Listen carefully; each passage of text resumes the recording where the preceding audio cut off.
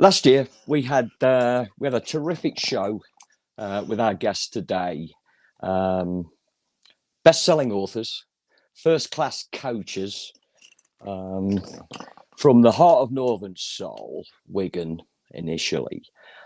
Gold Dust, how to become a more effective coach quickly. And in that show from last year, which we can send out and you can catch up, we found out about our two guests today, where they come from, what they do now, how the book came about. And on the strength of that best-selling book, they decided to write another book, The Lone Wolf. And I want to introduce on the show today to find out more about the Lone Wolf, but more importantly, the philosophy, the environment, the strategies of how to become a more effective coach, and certainly quickly, and the story of the Lone Wolf. So welcome today, without further ado, son and father, or father and son, whoever's in charge, probably Keith. Keith, welcome to the show, Keith Mayer, and son David. Thanks for joining us. Great to see you again, lads. Brilliant to be back, Rich. Thank you, and what a great introduction. I'm sat here wondering whether you can continue. That was what a fantastic lead into what we're really excited to. That where we can potentially help people to develop where they're at in the coaching, and hopefully drive some further attention on developing the game as well. So it's great to be here with you again. You're welcome, mate. Dave, how are you, mate? Rich, I'm doing very well. It's great to see you again, and we appreciate you having us back on. So, thank you.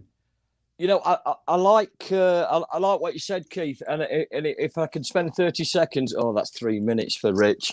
30 seconds. Keith and I worked way back in '95, and testimonials are brilliant. I know that. And this is a live testimonial. I was working with a group of boys at Nottingham Forest Academy down at Highfields, Keith, if you remember. And you came over with Wiggs, and Artie was about. And I had some good players on that group. And I did a half-time team talk, and you stepped in, and we've had this conversation before, mate. You educated me in about 3 minutes for my own development as a coach, and that stayed with me until this day. So what you have passed on to David as well as a coach is the foundations of what you're doing. So that's my testimonial to you, and I'm going to go straight in. That's me done, lads. Lone Wolf. Keith. Let me just ask you, Rich, beforehand, what was it within that period of time that you actually picked up? The boys were sat down on the field, Keith, and we'd done a team talk, and you were very complimentary to me how I handled it. But looking at it myself, if you weren't around and giving me those compliments, I wouldn't have really thought about it. So the environment you gave me in that 2-3 minute chat after, that's good what you said, Rich, and you told me a few things. But I observed your demeanour with those boys before they went out in the second half.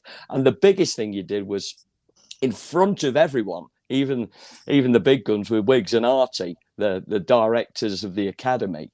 You said, that's great information, Richard. And you then asked me, can I say something to the boys? And that was an automatic relationship. We'd sort of known each other out on the field, but that was my first contact with you. You actually made me feel good by saying, that's really good what you've said. And then you sort of picked it apart a little bit when we had our time together, which is vital for any coach, any development. And I know it's very heavy in your mentorship program. So, Keith, memories. We'll talk on the phone for about 5 hours, mate. Anyway, over a meat pie. Keith or David, the Lone Wolf. It's the follow-on. It's another project. Entertain us. Yeah, Rich, the Lone Wolf came about after the success of the first book and how it was received, but more so not just the book, but the actual Lone Wolf chapter in the first book. We saw something that we would be able to make into more of a story, probably more fictional and something that could probably relate not just to coaches, but to people in all walks of life, and make it into a short story. So we set off on that project. It was a lot shorter than the first book. There's no question about that. It was a lot less writing, but we turned it into somewhat of a picture book, fictional, around a wolf that was somewhat discarded from the pack. And wolves generally, they operate in packs. Yeah. This is very, very similar to humans in the way that they operate. And this particular wolf didn't really relate to the pack, not because of him, but because of the other wolves. And the impact that then had on the wolf, and really the assumptions that people made about him, or about this wolf in particular, the lone wolf. So there were assumptions, and we talk about really the problems with assumptions and how those assumptions can sometimes negatively impact the people that you're working with, without really having the true information. And in the story, we brought out the master wolf, who was the one that dug deeper and found out more about this lone wolf and got information that otherwise wasn't known. And we then go into the importance of authenticity and being authentic, because everybody is their own person. They're all unique in their own ways. And I think it's important that we encourage that and we allow people that platform. And then we talk about the power of actions, because actions speak louder than words. And it's very, very easy to say a lot and talk a lot, but in reality, it's the actions that are most important. And I say to coaches that I work with, I'm not generally going to believe what you say. I'm going to believe what you do. And you'll see, we'll have all experienced it, where someone will say something to you, I love coaching and I'm always on time. Right. And then the next 3 sessions, they're late. Well, what aligns what you say or what you do? So the power of action, and the lone wolf in the story had big action. And that's where that came from. It was a fun project. We enjoyed putting that together and what we've received back from it as well. But really, it came from the first book. That's where it all stemmed from, and how, as coaches, we can do a better job of creating environments for authenticity and for people to be unique, and really to create a pathway and a journey for those people that we're working with to become the best people they can be. I think, Keith, in a few chats we've had, it's from, I can't go into detail. I'm not going to, and I don't want to give anything away in the book. You must buy it, you must read it, and you must get hold of Keith and David. Full stop. I'm telling everyone.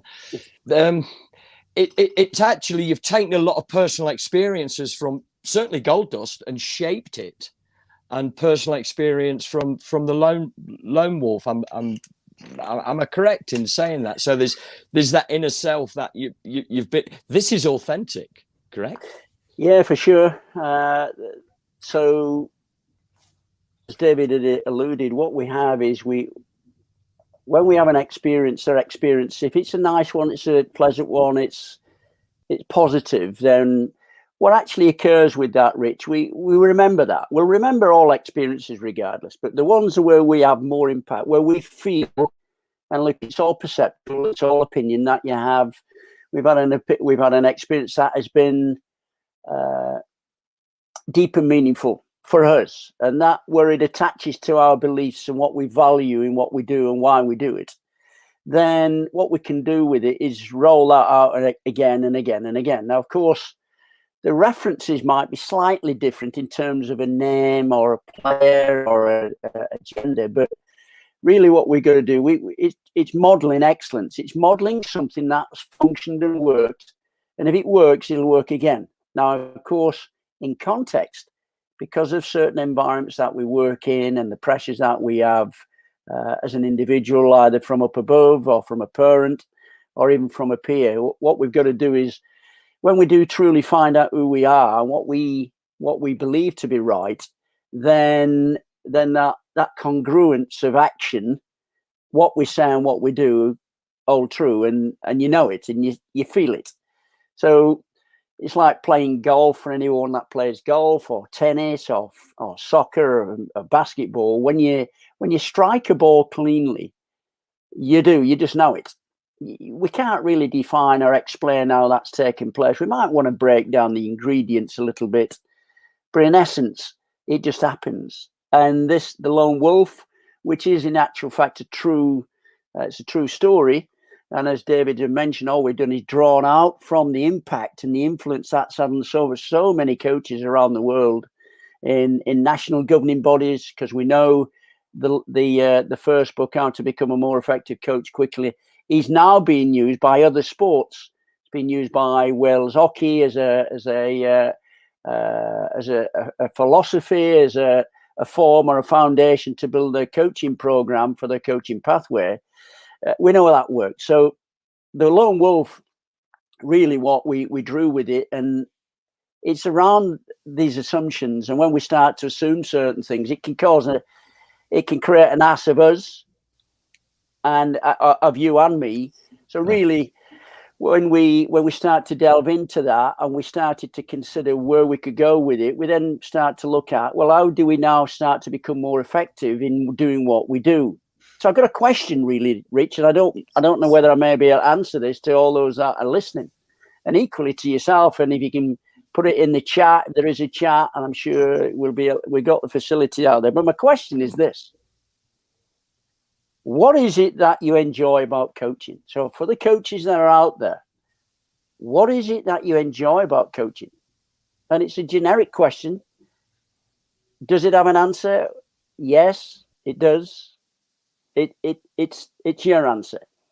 And so by asking that question, what we now started to do is look at the books that we've co-authored. Have had quite a big bandwidth across the world. It's been well received in Australia, over in the UK, across Europe. And so where do we go next?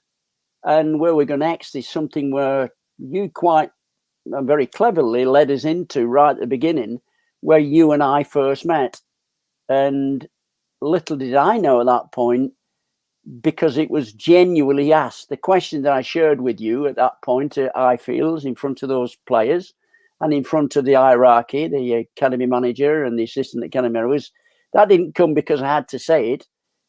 It came because I wanted to, and it meant something to me, because I didn't want to impose my character on your group of players to make me big, to make me sound clever. Right.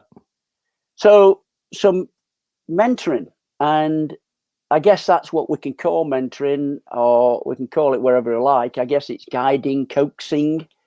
But we now want to look at and delve deeper into, how do we help other people become more effective at mentoring and equally coaching?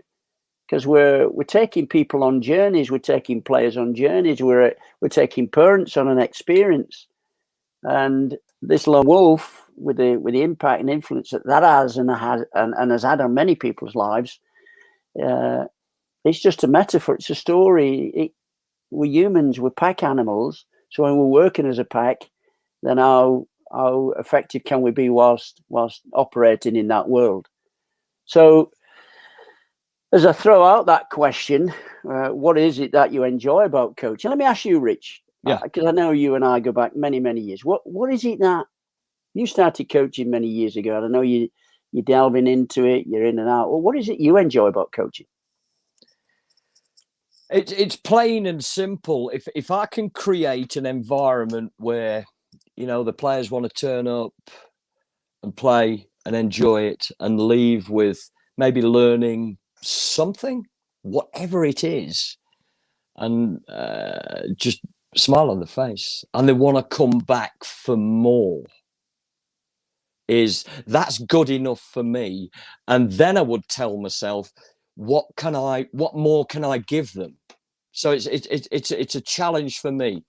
Good environment, fun, educational, and addictive, if if that's the correct.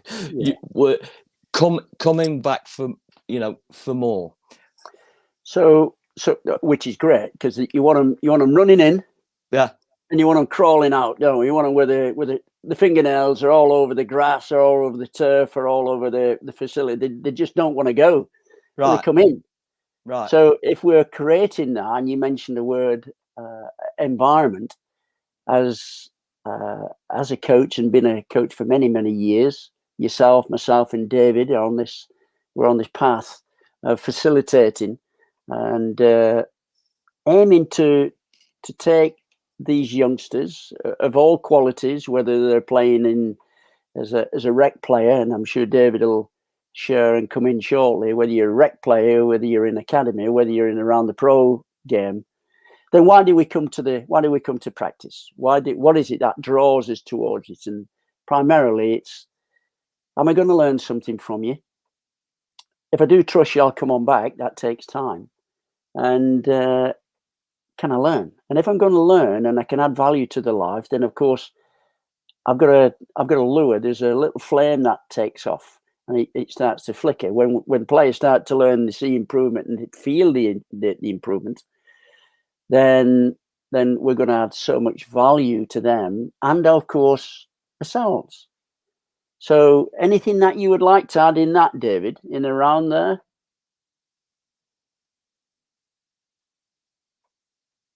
For them, that they do it because when they see players enjoying themselves at training and in games, and I think that's fantastic. And the thing about smiling is never truly know the power of a smile and what that can bring. And I think not just when you're smiling, but when other people are smiling too. So I know for me personally, I get a great deal out of seeing people grow and seeing them improve, not just the players, but the coaches that I work with too. So they all start on a journey at some point, whether they're brand new or they've had several years experience, or whether it's players that come in. And I love the ones where you're working with someone that maybe hasn't had the exposure previously. So players, for example, that maybe haven't had as much exposure as others, but you see their improvement and you see them enjoying themselves and you see them on a path where they love coming to practice. They love being in the environment, but more than anything is when they come to me and they're asking me what more they can do to get better, because at that point it shows that they've now got a thirst for learning, and that we've created an environment where these people that are coming in now want to improve, and outside of our practice they're wanting to do more because they're seeing value out of what's taking place.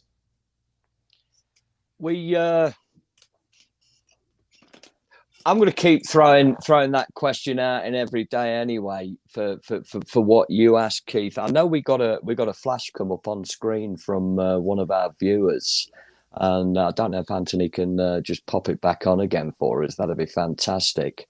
Up to you. It's your show, guys. I just try and facilitate the oozing the intelligence over to you. I think, what have you ever got that, lads? Yeah, listen, there isn't. David's already mentioned it. Jesus, I think. A smile when players enjoy themselves at training in games, which is great. The question I would pose is, how do you do that? How do we do that? Yeah. So how do we get that smile, or how do we get players where they can actually enjoy themselves? And this is where David and I considered from the book, and where do we go next? How do we delve into this a little bit deeper and start to help others? The book is one way, and then obviously mentoring is something else. So what we've done is we're going to, and I've been mentoring people for a long time, but want to open it up now more to those that perhaps don't get their opportunity to link with people that have got loads of experiences, that have worked across many continents doing coach education or coach educational courses, but equally having lots of experiences on the deck working with players. So how do we do that? And because the platforms now, up until the pandemic, I was actually going to be traveling across to the States and Canada to be able to work and to deliver coach educational practices in front of players, in front of other coaches. But of course, the platform didn't allow it. That specific platform of traveling worldwide was not the case, and that still is, to a degree, still very, very, very slow until the boundaries start to open up and you can fly. So Zoom calls, and we've been doing quite a lot of those of late, where I've been mentoring coaches that have reached out to us on LinkedIn and directly, just to see whether we can help them on their path to develop their game, to develop game understanding, to develop a word that you used, Richie, around environment. So what does that look like? What does a working environment look like for them? And this again is contextual. So I can't, there is no one fix all. What we're going to do, and it revolves around questioning. So for me to say you need to create an environment, what does it look like? But first and foremost, I've got to first find out more about the coach and delve into that a little bit, find out what specifically it is they're intending to do. And then it's their journey. It's not my journey. And it really revolves around questioning, which is what you opened something up, and this has been organic. It's not been scripted. We've just asked questions. So it's really around how we can help the coach on their journey, what questions are required to help for them to delve deeper for themselves. Really, it's their outcomes. It's not our outcomes. It's where they want to go. And for us to do that, we've got to ask questions, and that's what's taking place. And it's an exciting world for us at the moment, because we're getting lots and lots of people making inquiries about it, and what we want to do here, and hopefully we'll be able to develop further with the likes of working alongside yourself. You know, Jesus Perez, I know him very, very well, and he is a self-educator, a sponge of knowledge, and a very good coach to boot, and does create a fantastic environment. So I'm going to put it out to Jesus. Get a crew together, and let's see if we can get Keith all the way from Wigan via China, probably, over into Colorado. Let's get a group together. Let's get these boys on site, and let's see it firsthand. I know we can get on Zooms, and I know there will be contact with the guys after post show. And David is next door in Utah currently, so he's only down the road, so Dave can get on his bike and come over here. So the opportunity to do that would be fantastic. Now, I know you've done the Zooms, lads. My question to you is, if you're here physically and we've set up, what does the coaching, mentoring experience look like for Jesus or myself? What's the first foundations you're coming in with after that introduction? What's it look like, lads? Well, let me just throw something out to Jesus. They can either do it privately, or if he wants to come on the public chat, I will, me personally, I will reach out to him if he, with his permission, and he wants that, and then we'll start to delve a little bit deeper. So let me throw that out to Jesus. Now, to come back to answering your question, Rich, really what it revolves around is the time that coaches work with the players. What is it specifically that they are doing? Now, that's loaded. It's a loaded question. What do you do with them? Are you going on the internet and drawing out lots and lots of little sessions that are quite useful for certain ages, but not very useful for other ages? So it's delving in, really it's age specific. What does the coach want from the session? And what is he getting from the session? Now, what I mean by that is he getting the enjoyment or she getting the enjoyment from the session? And the players are getting nothing from it. So how do you evaluate your sessions? Right. Now, you could be a part-time coach. You're not getting any money for it. You could be a voluntary coach.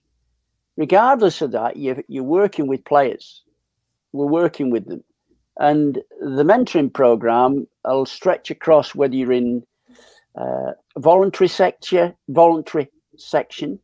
or sector, where you're a parent coach, you're doing it voluntary, and it goes as far as when you're working across the professional game.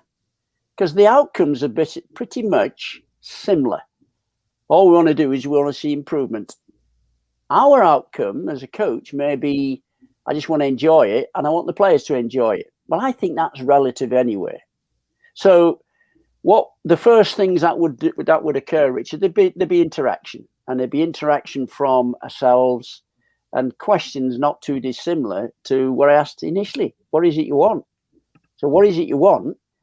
Because I don't know what it is. What I want, what somebody else wants, particularly where I'm working at the moment in the professional game, could be slightly different or very similar or not too dissimilar to those that are working in under U5 or UFOs or the babies.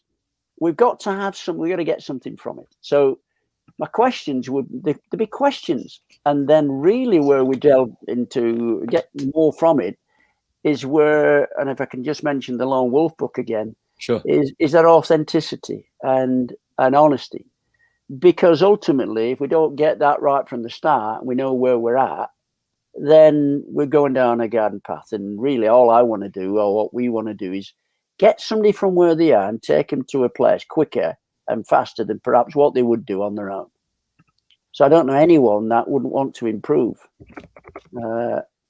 If you do, if you come across anyone like that, it's great. You may be comfortable in that, but I don't know many that wouldn't want to put their hand up in a classroom or on a Zoom call, and the question posed is, do you want to improve? Is anybody in here doesn't want to know anything? And right. And if I didn't know the answers, I've got enough in the resources that I've got available around me to be able to get the answers to help certain people. But it's finding out what they want. What's your outcome? Where do you want to be? What do you want to do? And then look at session design, look at session practices, look at the age, and whether things link, whether they're specific to the age or whether they're not, whether they're linked to the game, whether they don't. And that really worries. That's really, in a roundabout way, is what we're after doing.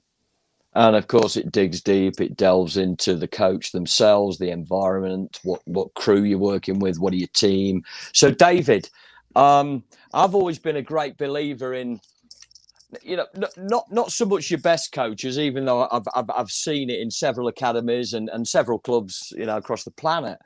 The need for the Keith mentioned volunteer coaches, the need for those recreational coaches, the need for those younger teams, for those coaches to have access either within their club or like yourself.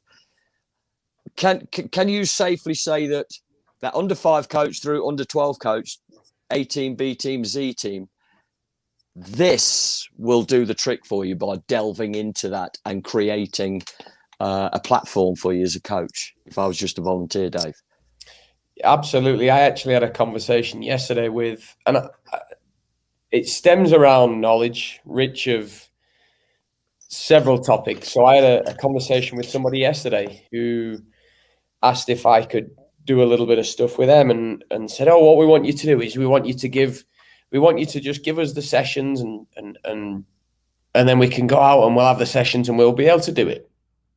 Now, the X's and the O's are it's the minimal, really. That's the smallest part of it, because a conversation last week that I had with somebody, the topic of the secret sauce came up. What's the secret sauce? And my honest opinion is the secret sauce is the coach. Now, we talk about practice design and should kids be doing this or should they be doing that? Or should it be 1v1? Should it be rondo? Should they be stood in lines? Look, there are obviously ways to optimize that, and we're in a position where we're very fortunate that we have access to that kind of knowledge. from our experiences. But more than anything, it's the interaction and the engagement with the people that come in your environment, how you steer them on a path towards learning, how you can communicate in a way that is clear. Because that coach yesterday that wanted us to deliver sessions, has asked, can you put us a shelf full of sessions together? It doesn't mean anything, because I can give you 100 sessions and they're all fantastic sessions. Right. But it's the delivery of them and how the coach is able to interact and engage and bring in the people in the environment. And that's what I said to the guy that I spoke to. I said, I can do that, but that's not really where, pardon the pun, that's not where the gold dust lies. The gold dust lies within all the other things that I've mentioned. They're the things that are important. Why do you do what you do? Do you know what's important to you? Do you know why it's important? Do you have an understanding of how you're engaging with the people in your environment? Do you know how that's having an impact on them? Do you know how to build a solid relationship and a connection with somebody? If you do, great. But how can it be better?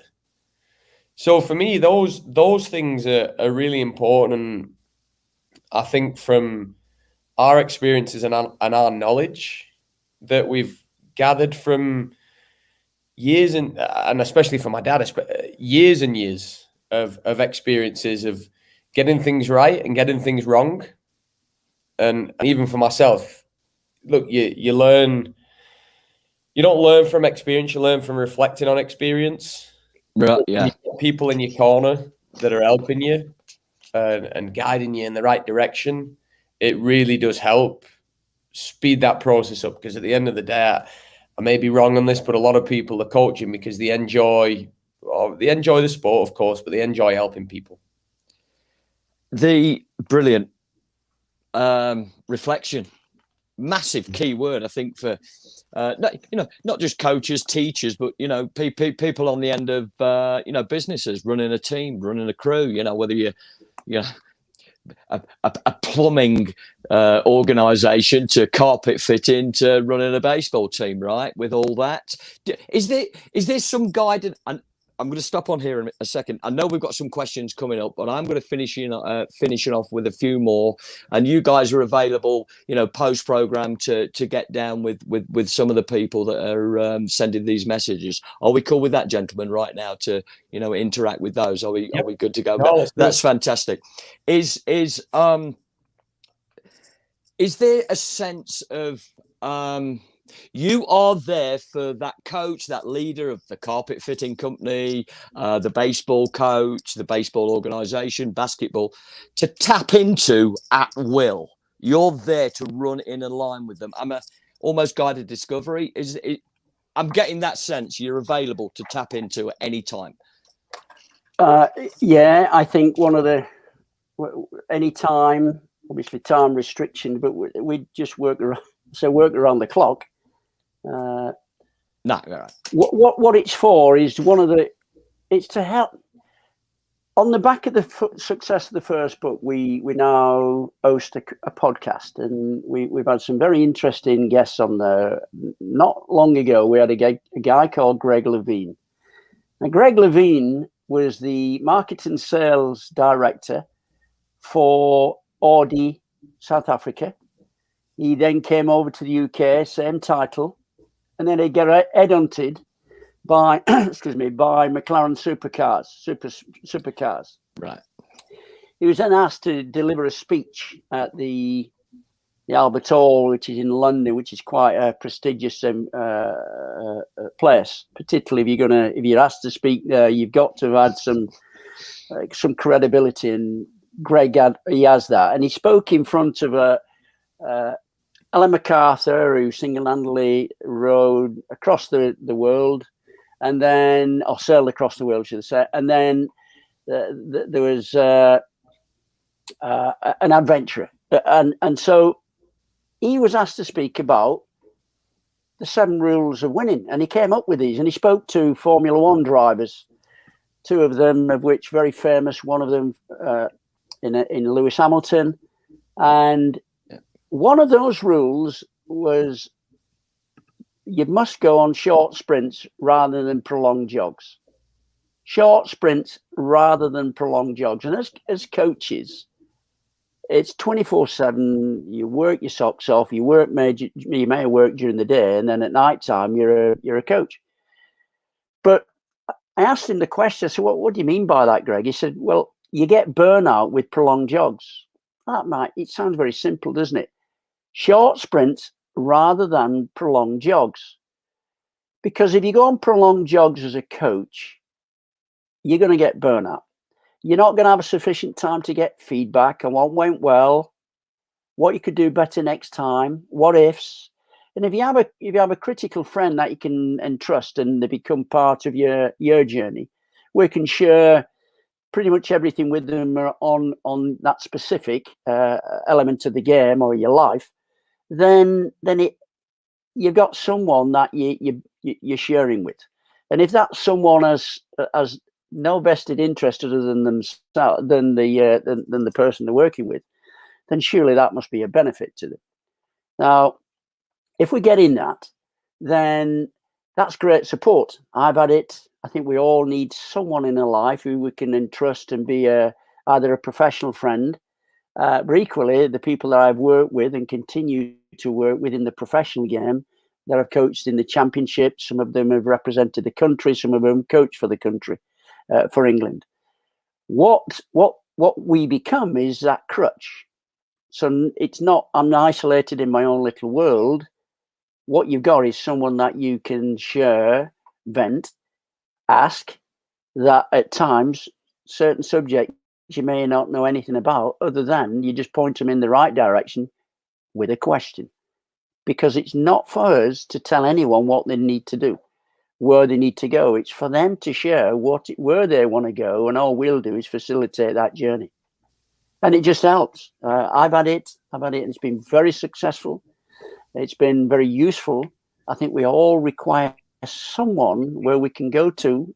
It's a go-to person, and if we've got that, then and you build this relationship that become from a professional relationship to then friendships, which are forever lasting. Which you and I have known each other a long time.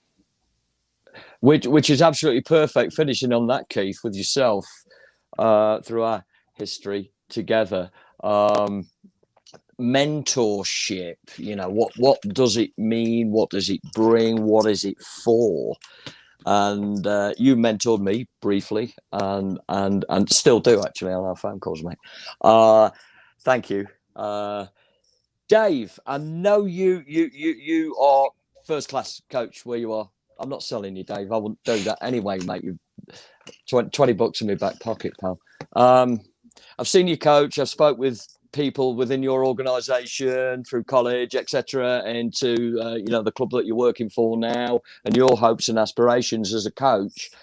And you mentor within your club with fantastic reports, because I've seen them and I've been involved in them. Personal question, mate. What has your dad brought to you as a mentor? Because it's your dad's a super coach. He's a dad. He's a mentor. So there's that personal relationship in terms of work and family. What is Keith, your dad, what has given you, apart from unconditional love, Dave? Yeah, it's not the typical dad and son relationship, to be honest. So it is much more, and it's been much more than that, really, from as early as I can remember. So it's not just been from a mentoring standpoint, it's just been from me watching, not him mentoring me, but him mentoring other people. Right. So I'd be there, I'd be present when he's mentoring people. I'd be I say on the other end of the phone, I would be in the room when he's on the phone, and I'd be listening, or I'd be present in the room when he's actually talking to someone and delivering things to them that I would go, oh man, I never thought about that. Right. And it wasn't directed at me. Right. But I was just engaged in the conversation, listening, going, man, this is good. And then you hear something, you go, whew, never thought about that. That's a different way of looking at it. I could probably use that in my own coaching. And then obviously the direct influences goes without saying. I think that's been from really when I started coaching and even before, just interacting, engaging with people. Because I think that's where it starts and finishes. Everything in between is pointless if you're not able to interact and engage with people and bring them into your circle and just make them feel comfortable. I think making people feel comfortable. If you can't do that, it doesn't matter about the other stuff. So from a mentoring standpoint now, that we speak regularly. So I'll deliver a session and I'll call him up and say, this is what we did and this is how it went. And sometimes it might be, I wasn't happy with this. That could have been better. I need to explore this. And then he'll just throw a question at me. Well, what about this? Have you thought about that? What was the purpose of that? And then it gets me thinking, and it's not always one of those where I have to go back with the answer, but I'll come off the phone, and probably the biggest reflection I had, and at the time, I'll be honest, and I've never said this to him, I wanted to put the phone down one time. Go on. So we had a tournament down in Nevada, actually. So I had a group of kids that I'd worked with, and parentheses, they were the weakest group in the club, like in terms of the age group. And we took this group and I did a lot of work with them, and they're a lovely group of kids. And we had them playing in a very nice manner. But more importantly, it was the little things that matter to me when you come in, that your bags are tidy and you've got your kit on and you're presentable. And when you come in, we engage with each other, and it's a nice environment for all the kids to be in. Well, we went down to a tournament and we played 3 games, and I think we drew 1 and lost 2 of those games. And we played unbelievably well. Like, it was like just getting it, building out from the back. It was good to watch. And I looked at it and went, man, this team have come such a long way. And the parents are happy, everyone's happy. And, even though we didn't win, it was excellent, which I'm thinking, this is great. I'm not changing. This is it, I'm set. So I called up and I said, I'm not happy because we got beat. It's never nice. I like winning and we got beat, but I'm not changing how we play, and I'm not changing how I do things. Right. And then I got back, well, what if there's a better way to do things? I said, well, there isn't a better way because it works. We've played good football and so on and so on. And then I had another few questions thrown at me around that topic. And I was annoyed in the moment, thinking, why does he not just say, hey, good job and that's great? And then anyway, time goes on, and it wasn't a day after, it wasn't a week after, it was probably a couple of weeks after, and I was thinking about it. I was like, you know what? He's probably right there. Like, he's thrown a question at me and I've gone away and thought about it, and I would handle it differently now than I did, that was 3 years ago almost. Okay. So at the time I wanted to put the phone down. Right. And I'm sure there's been other people where because if you need it between the eyes, you get it between the eyes. Yeah. But you go, don't really like I didn't like it because I thought I was right.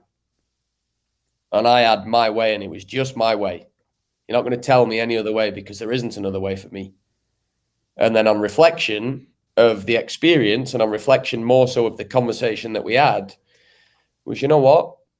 There is another way. Maybe I'm not going to say my ego, but maybe how stubborn I was in the moment didn't want to adjust and adapt.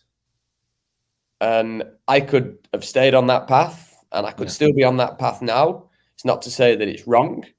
It's just to say that there are other ways that I could have success with that group to help them. And on reflection, I'm a different person now, and I'm a different coach. And I know that I will still do things that probably I could get better. But I know that every time there's another person on the end of the phone willing to answer and offer support and advice, sometimes I might not like it in the moment, but I know that it's done with pure intent to help. That's all it is. It's just pure intent and love to see me grow and develop. And I've seen it with other people that my dad have worked with, that it's been the same. It was just pure intent. And there's no coincidence that there are people now that are working as first team coaches, assistant managers, pro licenses all over the world, like just that have had similar experiences that I've had, that are on a path, a continual path of exploration and growth. Exploration and growth is a necessity for every person. Gold Dust, how to become a more effective coach quickly, works. The Lone Wolf, a fantastic inside the story, inside the book. Authenticity, environment. I didn't think of that. Key moments that stick out for me to say, everybody must check in with David and Keith, the Gold Dust crew, the Gold Dust coaches. We've not covered 1 millimeter of it. There is more depth. I'm asking everybody to connect with David and Keith, to delve deeper. And I'm going to say thank you, and a massive thank you. You've taught me something again today. I'm questioning myself and I'm addressing myself. I'm going to leave now, gentlemen. And if you would be kind enough to leave our viewers and listeners and with a message, and top people. Dave, we'll run into each other soon, probably in a tournament or something, because you're only across the road, mate. Keith, don't forget you still owe me a meat pie. This is Richie English. Thank you. Please leave our viewers with a final message. Thanks, lads. Go on, David. Go on, I'll let you go first. Listen, thank you, everyone, for giving us the time that you've created to be with us. And if you've got any aspiration to want to improve and do what you're doing, reach out to us. We're more than happy to help where we feel we can. If we can't, we'll tell you.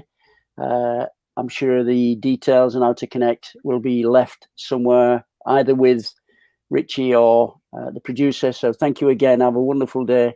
Create some magic out there. Continue to share your verbal vitamins. And on the back of it, I've got 2 quotes that I've already shared. One about the experience. You don't learn from experience, you learn from reflecting on experience. But there's 2 more that I think relate and I like. The first one is, the illiterate of the 21st century will not be those who cannot read and write, but those who cannot learn, unlearn and relearn. And I think in the field that we're in, being able to learn, to unlearn and maybe relearn ways that are better is really important. And then the last one, I think, because it relates massively in life, is do the best you can until you know better. Then when you know better, do better. And I've been very fortunate in my life to have mentors around me, and I just want to echo what my dad said. If you want to get in contact and reach out, we'd love to speak and maybe explore ways that we can help other people have similar experiences to the ones we've had.